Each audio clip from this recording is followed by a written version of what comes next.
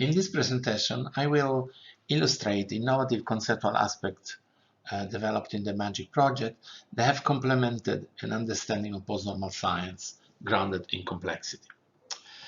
In particular, we will start with the acknowledgement that in the sustainability predicament we are living at the moment is due to the fact that we cannot see what are our problems.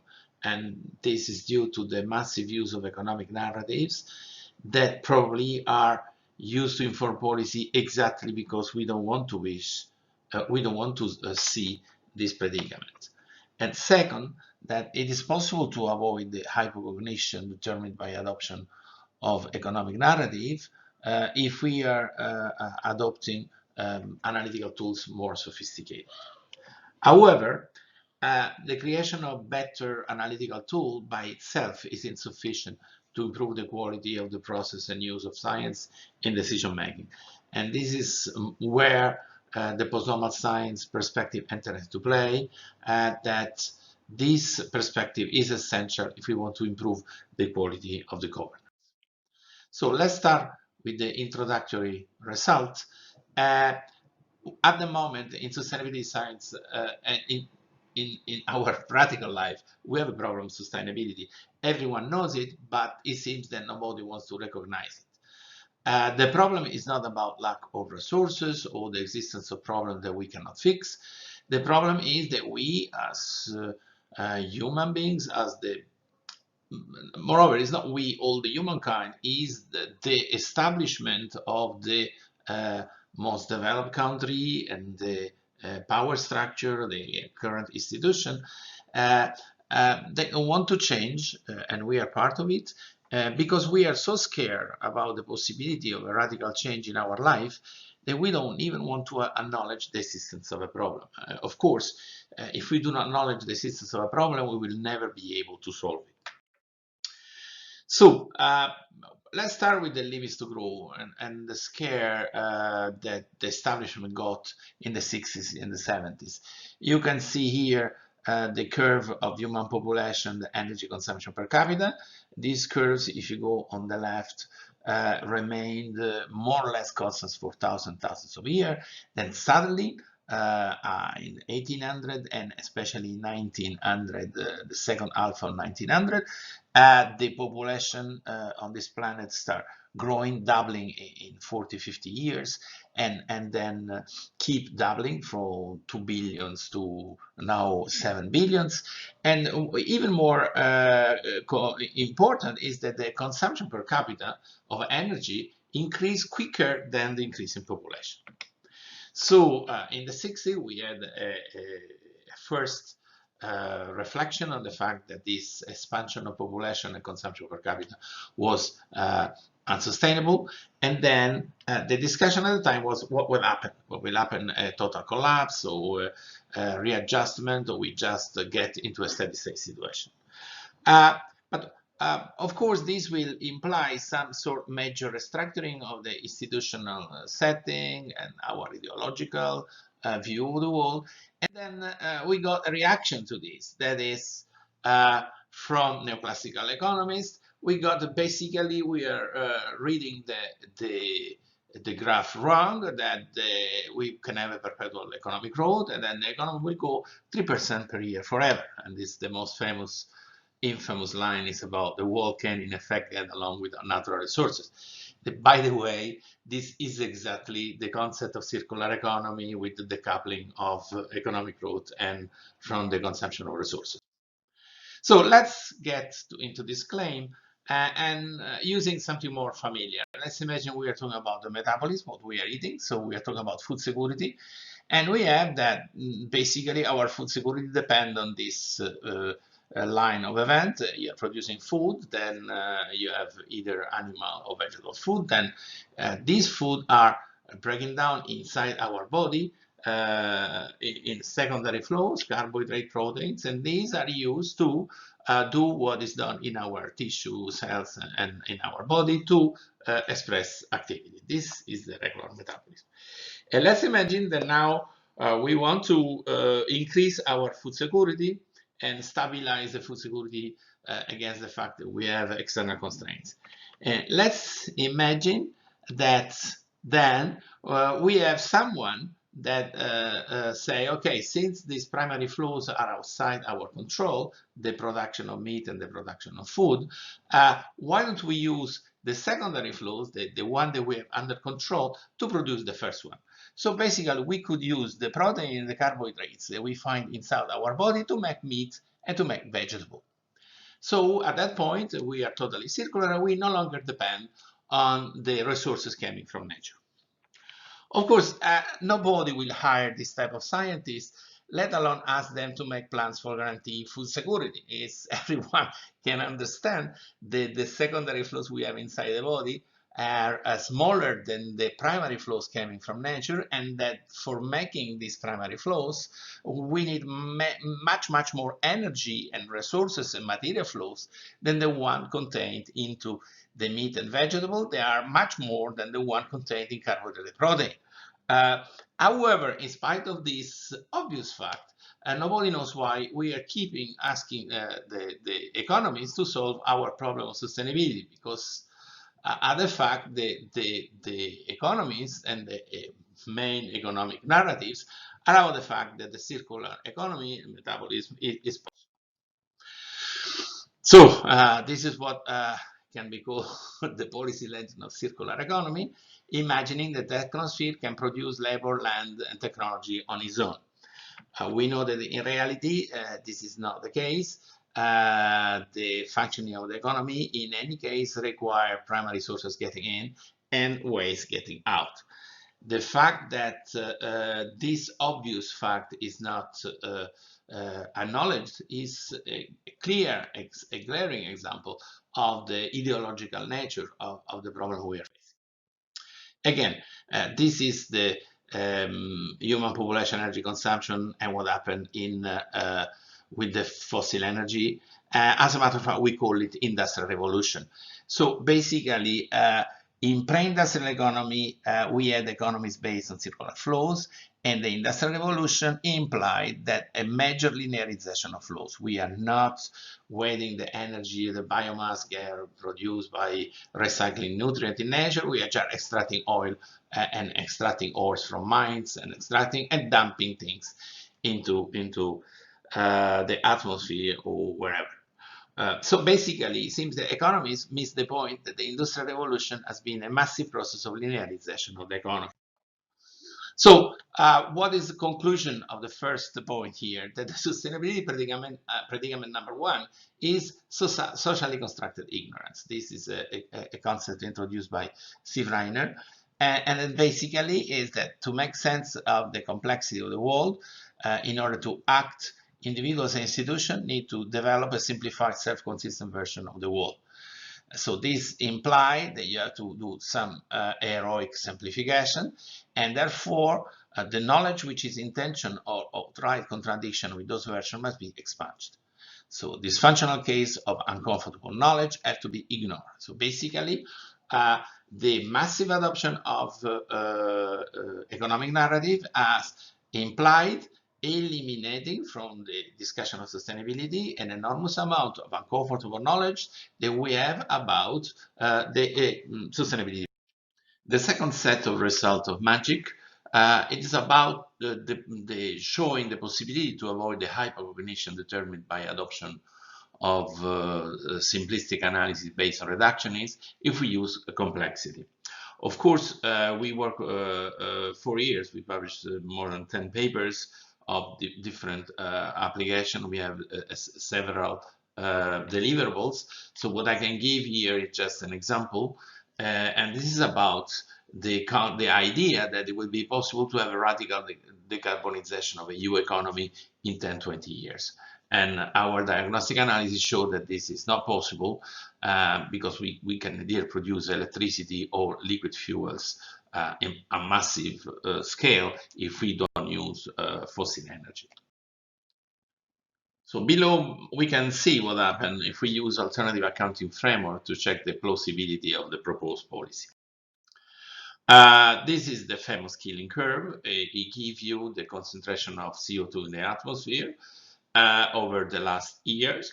And then we can see against this curve the various conference against the accumulation of CO2 in the atmosphere, all the excitement we can remember, all the excitement, the applause, that we had in all this meeting. And basically, what this figure shows, basically we are living in a virtual reality. Everyone is happy that we are fighting and checking the emission against climate change, but basically nothing can happen. It's basically, it is not clear why people believe that doing more of the same that never worked for the last 30 years will have a different effect in the future. So we can compare this observation of how is the situation with the scenarios done by the European Commission. And when having this figure, I remember a cartoon that has not been done for this purpose, but more or less is very pertinent for the situation, in which you have on a blackboard a series of a question on the left and a series and a question on the right, and in the middle there is then a miracle occurs written in. And then it is not clear why by keeping doing what we did in the past, it didn't work. At a certain point it will start working magically. So in Magic, we did a lot of application of what we call quantitative storytelling to check the credibility of scenarios, models, and policy. And in terms of energy, food, and water, we are just looking now at the energy part. And the question is, how plausible is this graph? Biofuel are not getting anywhere. We did a couple of papers on these, looking at the past experience and the future, what can be expected in the European Union. We do not have a large-scale storage for intermittent electricity, so basically wind and solar, when they reach a certain level, 30% in the grid, they are generating more problem than solving it. Hydrogen is still far away. So we can go into a series of analysis showing that it's very problematic, the idea that you could reduce 20 to 20% the emission.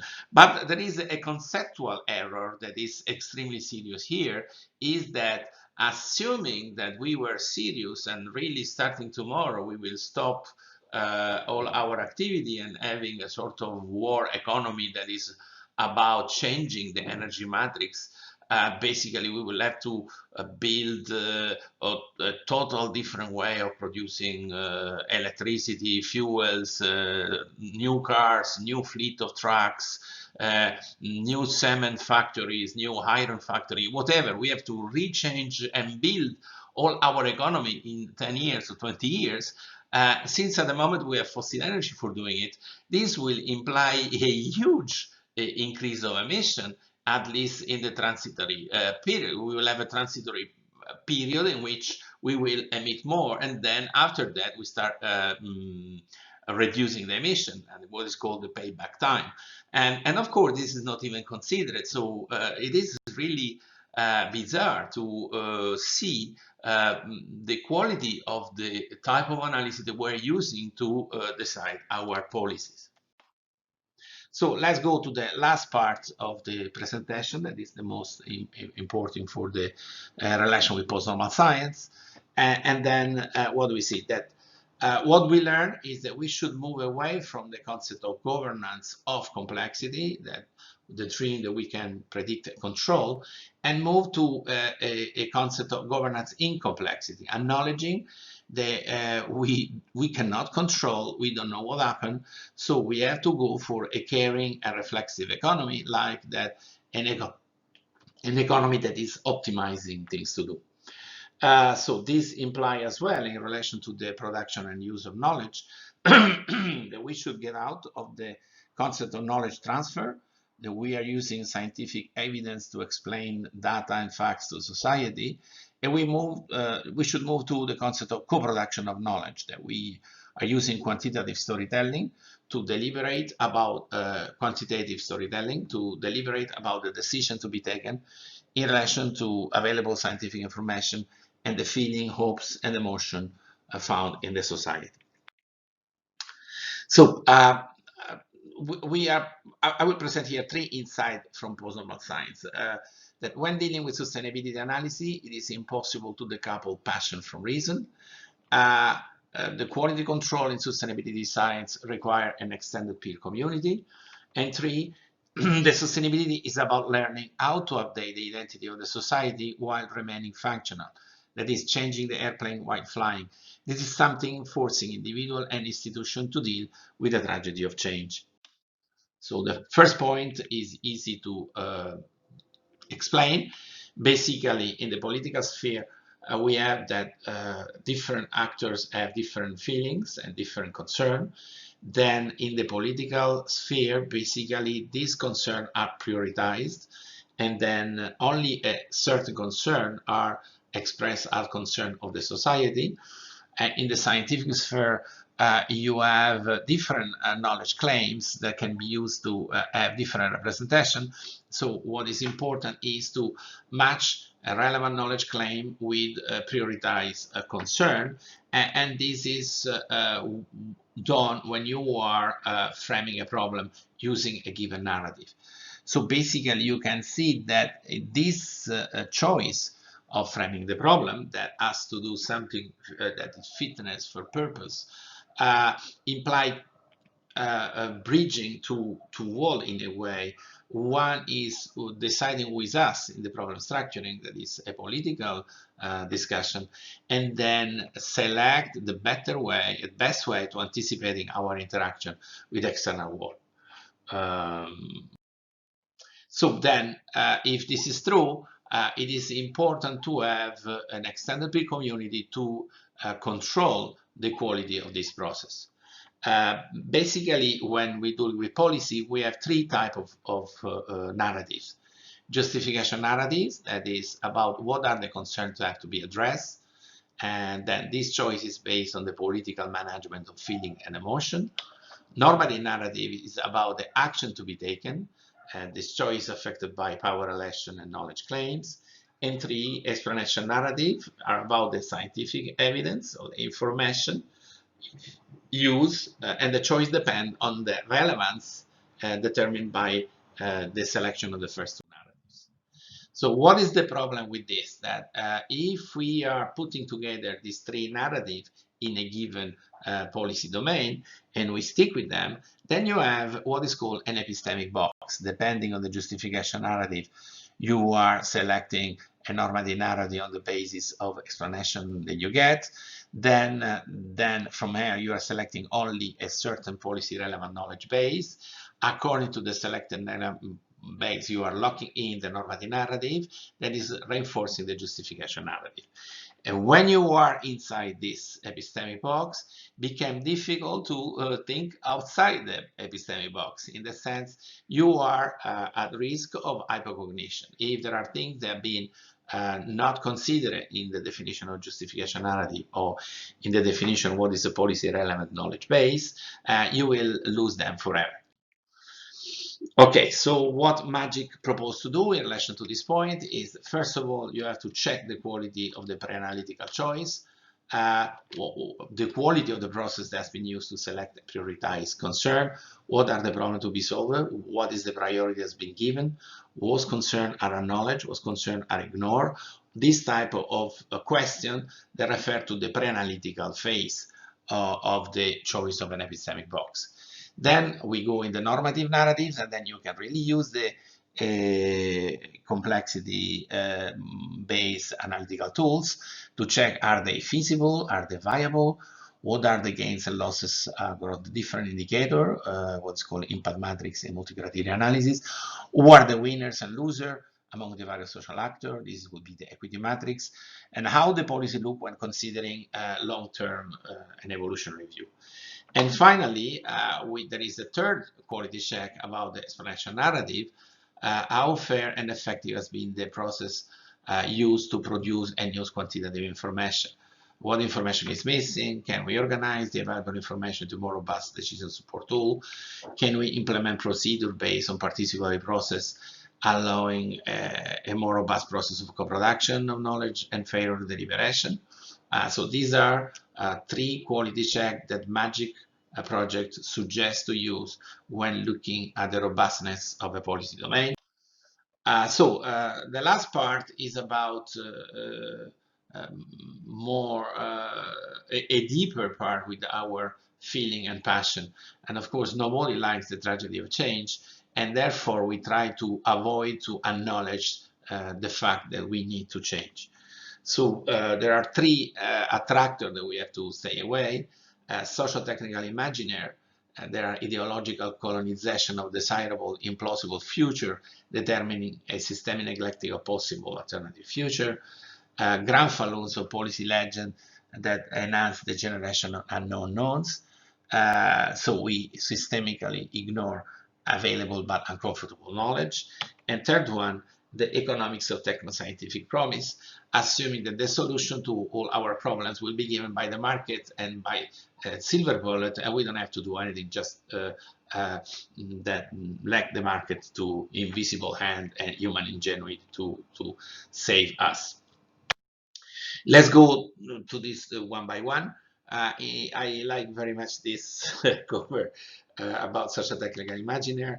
You promised me Mars colonies. Instead, I got Facebook. I found this is fantastic because it's really a look at the bifurcation that you can find in this field. And then let's come into social technical imaginaries. This is Sheila Yasanov. They are collective held, institutionally stabilized, and publicly performed vision of desirable future, animated by shared understanding of form of social life and social order, attainable through and supportive of advance in science and technology. Social technical imaginaries allow the colonization of the future, defining vision and expectation, and therefore they are key element in ambitious policy agendas such as the Green Deal. However, they can also represent powerful generator of socially constructed ignorance, and that they can be used to stabilize existing power structure. In relation to graph alone, this is a term introduced by Kurt Vonnegut, and then they are a group of people we believe that they have a special connection, we believe that they are helping to bring about the Green Plan, but they are actually not. So basically the graph alone is a concept related to policy legend. Historical narrative specific to a time and a place, delivered in a conventional mode, representing full beliefs and collective experience, and reaffirming the group common values. That perpetual growth on the finite planet is possible. This is a policy legend. So, but then let's assume that we would acknowledge the existence of limits. What would happen? What are urban elites scared of? This is the wisdom of Herman Daly. The urban elite don't want to open a discussion about redistribution of wealth. They don't want to open a discussion about population, and they don't want to open a discussion about the too high level of welfare of urban elites. And so what the urban elite must believe in the Cartesian dream of quantification, prediction, and control. They want to believe that no matter what, science and technology and the market will preserve the fantastic materials that are living. But how is this? How can we describe this attitude? According to Freud, the psychotic delirium is crucially concerned with the breakdown and recreation of whole world. Delirium is systemic, not representative. It seeks to refashion the world rather than interpret it. So basically, you have a problem, you don't deal with the problem, you construct a different reality, a reality in which everything is circular and everything is smart, inclusive, no emission, no waste, no anything. Peace, justice. This is what we call it governance of complexity, a Cartesian dream that you can fix the world, correct errors of nature, then in order to get a perpetual expansion of humankind, both in size and pace consumption forever. We said that we should rather go with the governance in complexity. We should go for reflexive caring and adaptive learning. So rather than, yes, we can, we should use narratives about Houston, we have a problem. And then we need extended peer community and technologies of humility. This is another expression proposed by Sheila Yasanoff. The technology is not give you unlimited power. You have to use technology to help people and society facing problems. So what are the conclusions here? The conclusion is that we have a problem of accumulation of uncomfortable knowledge. A large quantity of the narrative used right now are based on policy legend